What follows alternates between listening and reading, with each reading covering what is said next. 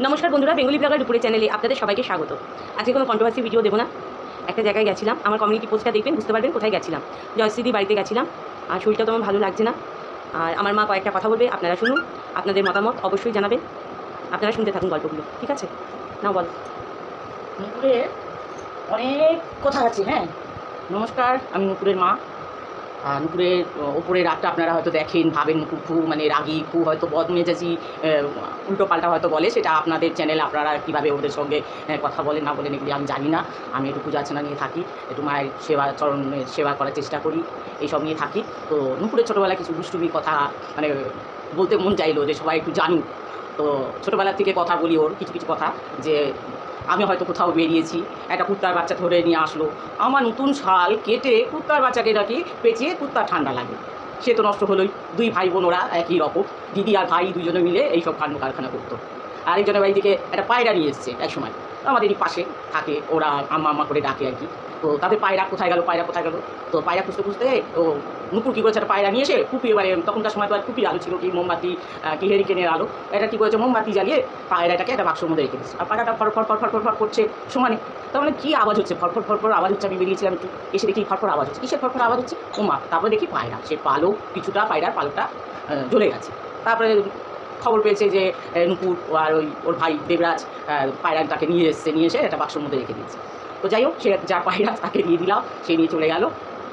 তো ওর বিয়ের পরের কথা বলি, হয়তো রাজি দিল 1000 টাকা দিয়েছে, কোনো দোকানে গেল, গিয়ে কিছু জিনিসপত্র কিনলো, বা এটা কী দাম, হয়তো দোকানদার বললো কি 150 200 কি 300, যাই হোক একটা দাম বললো, হ্যাঁ এটা আপনি দিয়ে দিন। আবার একটা জিনিস হয়তো চোখে পড়লো, না না বৌদি আপনাকে এই সেটটা করলে খুব ভালো লাগবে, ঠিক আছে আপনি দিয়ে দিন।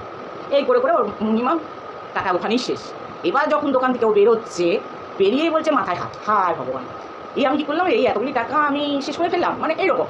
এবারে কোথাও হয়তো ঘুরতে গেছি, ওকে কিছু কিনে দিচ্ছি, ছোটো বাচ্চারা যারা আছে রাস্তায় থাকে বাচ্চারা, দিদি আমাকে একটা দাও, হয়তো আইসক্রিম খাচ্ছে কি কোনো ক্যাডবেরি খাচ্ছে। হ্যাঁ, ওই 10টা বাচ্চা থেকে একটা বাচ্চাকে হয়তো দিচ্ছে, তার সঙ্গে বলছে ওই যে ওই দিদিটা আমাকে ক্যাডবেরি কিনে দিয়েছে, আরও সাথে সাথে আরও 10টা বাচ্চা চলে এলো, তার সঙ্গে সঙ্গে আরও 10টা বাচ্চাকে দিল। এবার তো আমার মাথাটা চিবিয়ে গেলো। ওইখানে ওরকম জামা কাপড় যা পাবে নিয়ে লোকে দান করে, মানে ওর হাতে যা থাকবে সেটাও ও লোককে দান করে। মানে ওকে চেনা ছোটো ছোটো ব্যাপারগুলির মধ্যে ওকে চেনাটা খুব টাফ ব্যাপার, কেননা ও ওপর দিয়ে যত গরম দেখায়, ওর মনের জায়গা দিয়ে ও ততই নরম। না ও কারো দুঃখ দেখতে পারে, না ও কারো কষ্ট দেখতে পারে। ও যা কিছু প্রতিবাদ করে, যা কিছু করে, ওর মনে খুব ছুঁয়ে যায় ছোটো ছোটো ছোটো ছোটো ব্যাপার। কেউ হয়তো ওকে ভালোবেসে আদর করে একটু গাল টিপে আদর করে যদি দেয়, তাহলে ও একদম তাকে যেন জান প্রাণ দিয়ে ওকে তার জীবনটাও পারলেও তার জন্য দিয়ে দেবে। কিন্তু কেউ যদি ওকে চোখ রাঙিয়ে কথা বলে, তাহলে আর কোনো রেহাই নেই, কারোর রেহাই নেই। আমি মা, আমারই রেহাই হয় না, আর আদার্স লোকের রেহাই হবে, এটা কখনো হতেই পারে। তো এইরকমই অনেক গল্প আছে, অনেক ওর মানে ছোটো ছোটো ছোটো ছোটো, যেহেতু আমি ওকে একটু কম বয়সে বিয়ে দিয়েছি, তখনকার সময়টা কম বয়সে বিয়ে দিয়েছি। দেখতে নুপুরকে তো দেখেছেন আপনারা, একদমই যে ফেলে দেওয়ার মতন তা না, আরও সুন্দরী ছিল। ওর অসুখের কারণে আজকে এরকম হয়ে গেছে, বারবার ব্লাড দিতে হচ্ছে, মৃত্যুর সঙ্গে লড়াই করে এসছে। আবার রিসেন্ট মনে হচ্ছে ব্লাড দিতে হবে, এখন আরও ট্রিটমেন্ট চলবে অনেক দিন ধরে। এখন কে খারাপ বলছো তোমাদের চ্যানেলে তোমরা জানো বাবা, আমি এসবের মধ্যে নেই, ভালো মন্দ নেই। আমি মা হিসাবে মনে হলো আজকে একজনের বাড়িতে গিয়েছিলাম, সেখানে ভীষণ মানে তারা আমাকে খুব মা বলে সম্মান করেছে, খুব ভালোবাসা দিয়েছে, নিজের সন্তানের মতন। তাই আমাকে খুব মানে কী বলবো, মা হিসাবে একটা ভালোবাসা সন্তানের কাছ থেকে যতটা পাওয়ার আমি আজকে পেলাম, সেখানে গেছিলাম। তো সেখানে খুব ভালোবাসা পেয়েছি, মেয়ের সাথেই গিয়েছিলাম, ওর সঙ্গে ভালো পরিচয় আছে। তো গেলাম, ওখানে ভালো লাগলো, ঠাকুর দেবতা আছে, মেয়েটি পুজো করে। হ্যাঁ, আপনারাও যদি সুযোগ পান ওদের বাড়িতে একবার যাবেন, গিয়ে ঠাকুর দেবতার দর্শন করবেন। মেয়েটি খুবই ভালো। আমরাই তো মা, আমরাই যদি সন্তানকে দূরে ঠেলে সরিয়ে দিই, হ্যাঁ আমাদের গর্ভেই কিন্তু হ্যান্ডিক্যাপ সন্তান জন্মায়, আমাদের গর্ভেই কিন্তু বিভিন্ন সন্তান জন্মায়। তো তাকে ফেলে দিলে হবে না, মা হয়ে দুটো হাত বাড়িয়ে সন্তানকে বুকে টেনে নিতে হয়, কোলে টেনে নিতে হয়। তবে তো মায়ের জাত, আমরা নারী, আমাদের মতন মারা যদি ছেলে ফেলে দেয় সন্তানকে, হয় কখনো সন্তানকে? কখনো সন্তান ভালো হোক খারাপ হোক, যাই হোক সন্তান সন্তান। মায়ের কাছে সব সন্তানই, যদি সে প্রকৃত মা হয়ে থাকে, তার কাছে আমি মনে করি সে মায়ের খারাপ সন্তান হোক ভালো সন্তান হোক, লুলা হোক আতুর হোক, যাই হোক। আমি যেখানটায় থাকি, আমার ফ্ল্যাটে একটি যমজ দুটি বাচ্চা হয়েছে, তারা আসামের থাকে।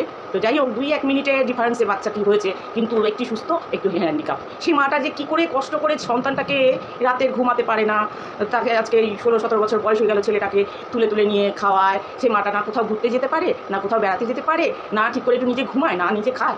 আর বাবাদের কি, বাবারা তো কাজে কর্মে চলে যায়, বাবাদের কিছু না।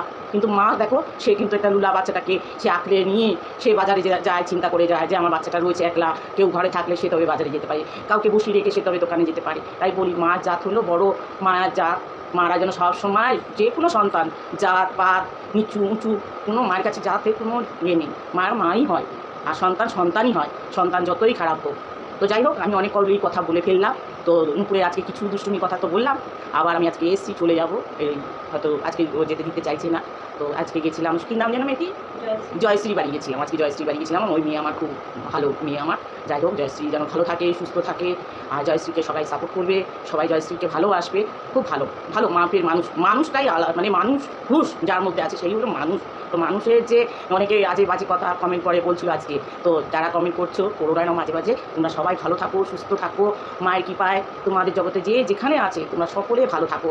বাবা মাকে ভালোবাসবে, বাবা মা হলো পরম গুরু, বাবা মাকে ভালোবাসবে, শ্রদ্ধা করবে, তাহলে দেখবে ওপরে ঠিক উঠে যেতে পারবে। যত বাধা বিঘ্ন যাই আসুক সব কিছু থেকে তোমরা বিপদ থেকে উদ্ধার হয়ে যাবে। তার উপরে ভগবান নেই, পরম গুরু কিন্তু পিতামাতা, তাদের শ্রদ্ধা করো, দেখবে তোমাদের জয় হয়ে যাবে।